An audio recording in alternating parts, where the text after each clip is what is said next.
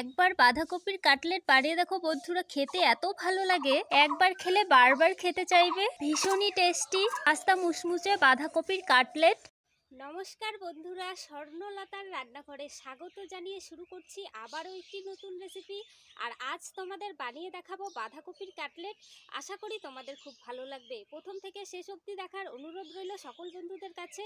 আর চলো তাহলে দেরি না করে শুরু করি। তার জন্য যা যা উপকরণ লাগবে আমি সবকিছু এখানে নিয়ে চলে এসেছি। আর এখানে আগে থেকে একটা বাঁধাকপির 4 ভাগ করেছিলাম, সেই 1 ভাগ টুকরো রয়েই গেছে। আমি এটা দিয়েই বানিয়ে দেখাবো আজ। কপিটা আর কাটবো না, জল দিয়ে ভালোভাবে ধুয়ে নেব। সাথে নিয়েছি একটা কাঁচা আলু, একটা কাঁচা লঙ্কা আর টুকরো করা পেঁয়াজ। সবকিছু খুব সুন্দরভাবে খোসা ছাড়িয়ে নিয়েছি। এবারে ভালোভাবে জল দিয়ে ধুয়ে নেব। বন্ধুরা, আমি খুব সুন্দরভাবে সবকিছু ধুয়ে নিয়েছি। এবারে গ্রেটারের সাহায্যে গ্রেট করে নেব। বন্ধুরা, আমি এই বড়টার সাহায্যে গ্রেট করে নেব।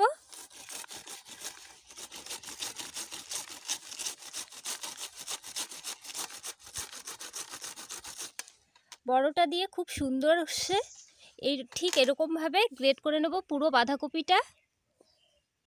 বন্ধুরা, আমি খুব সুন্দরভাবে বাঁধাকপিটা গ্রেট করে নিয়েছি, এদিকে আলুটাও গ্রেট করে নিয়েছি। আর তোমরা চাইলে কিন্তু কাঁচা আলুর পরিবর্তে সেদ্ধ আলু গ্রেট করে দিতে পারো। এবারে আমি হাফ চামচ মতো লবণ দিয়ে সবগুলো চটকে নেব এইভাবে। এবারে বাঁধাকপির গায়ে যে জলটা আছে এইভাবে চেপে চেপে বের করে নেব। এদিকে আমি কাঁচা পেঁয়াজ আর লঙ্কাটাও কুচি কুচি করে কেটে নিয়েছি, এবারে এই থালাতেই রেখে দেব। এবারে পেঁয়াজ কুচি আর লঙ্কা কুচিগুলো ওপরে ছড়িয়ে নেব। যেহেতু আমার সবগুলো জল ঝরিয়ে চেপে চেপে তুলে নিয়েছি, দিয়ে দেব আর একটু ধনেপাতা কুচি। এবারে দিয়ে দেব একটু জিরে গুঁড়ো, ধনে গুঁড়ো, হলুদ গুঁড়ো, কালো জিরে, আর দিয়ে দেবো একটু হাত দিয়ে ঘষে জোয়ান। আমি নুনটা যেহেতু আগে দিয়েছিলাম তাই একটু মাপ মতো দিয়ে নিচ্ছি এখন। তোমরাও আন্দাজ মতো দিয়ে নেবে বন্ধুরা। আর দিয়ে দিচ্ছি চালের গুঁড়ো, 3 চামচের মতো চালের গুঁড়ো দিয়ে দেব। আর 1 চামচ মতো কর্নফ্লাওয়ার। আর বন্ধুরা, তোমরা চাইলে কর্নফ্লাওয়ার লঙ্কা গুঁড়ো দিতে পারো, আমি লঙ্কা গুঁড়ো দিইনি। আর কর্নফ্লাওয়ারটাও নাও দিতে পারো। যেহেতু আমি কাঁচা লঙ্কাটা দিয়েছি আর লঙ্কা গুঁড়োটা আমার খুব একটা পছন্দ না, তাই আমি লঙ্কা গুঁড়োটা অ্যাভয়েড করছি। এবারে সব কিছু খুব সুন্দরভাবে মেখে নিতে হবে। আমি খুব সুন্দরভাবে মেখে নিয়েছি বন্ধুরা। এবারে বন্ধুরা, হাতে একটু সর্ষের তেল মাখিয়ে নেব, কাটলেটের শেপগুলো দিতে সুবিধে হবে।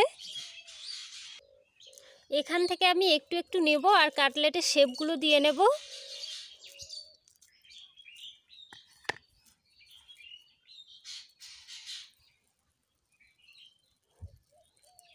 এরকমভাবে আমি গোল শেপ দিয়ে নেব। তোমরা চাইলে অন্য শেপও দিতে পারো, যে কোনো শেপ তোমাদের পছন্দ মতো শেপগুলো দিয়ে নেবে। আমি এরকম গোল শেপ দিয়ে নিচ্ছি, আমার গোল শেপটা খুব ভালো লাগে। এরকমভাবে সবগুলো শেপ দিয়ে নেব।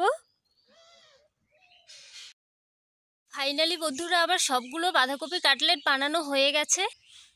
এদিকে বন্ধুরা, আমি উনুন ধরিয়ে ফ্রাই প্যান বসিয়ে দিয়েছি, দিয়ে দেব সাদা তেল। এদিকে তেল গরম হয়ে গেছে, এবারে এক এক করে কাটলেটগুলো দিয়ে দেব। আমি বেশ অনেকগুলি কাটলেট একসঙ্গে দিয়ে দিয়েছি। এপাশে ভাজা হয়ে গেলে উল্টে দেব। আমি লাল লাল করে ভেজে দিয়েছি, এবার তেল ঝরিয়ে তুলে নেব। এদিকে এই প্লেটে নামিয়ে নেব। বাকিগুলোও ঠিক একইভাবে ভেজে নেব, উল্টে পাল্টে লাল লাল করে। বন্ধুরা, আবার সবগুলো কাটলেট বানানো হয়ে গেছে। আশা করি তোমাদের এই কাটলেট রেসিপি ভালো লেগেছে। আর যদি ভালো লেগে থাকে অতি অবশ্যই লাইক দিয়ে পাশে থাকবে। আর যারা যারা চ্যানেলটি সাবস্ক্রাইব করেনি অতি অবশ্যই সাবস্ক্রাইব করে রাখবে। আর বাড়িতে অতি অবশ্যই ট্রাই করে দেখবে বন্ধুরা, ভীষণই খেতে ভালো লাগে। বন্ধুরা, তোমাদের একটা ভেঙে দেখাচ্ছি, কতটা ভেতরটা সফট আর বাইরেটা কতটা মুচমুচে। এতটাই ভালো হয়েছে খেতে, বন্ধুরা ভাবতে পারবে না। খুবই টেস্টি আর খাস্তা মুচমুচে কাটলেট রেসিপি কেমন হয়েছে কমেন্ট করে জানাবে বন্ধুরা। আজকের ভিডিও এখানেই শেষ করছি, আবারও দেখা হবে নতুন পর্বে। ততক্ষণে আমার সকল বন্ধুরা ভালো থাকবে, সুস্থ থাকবে। প্রতিনিয়ত স্বর্ণলতা রান্নাঘরের প্রত্যেকটা এপিসোড দেখতে থাকবে।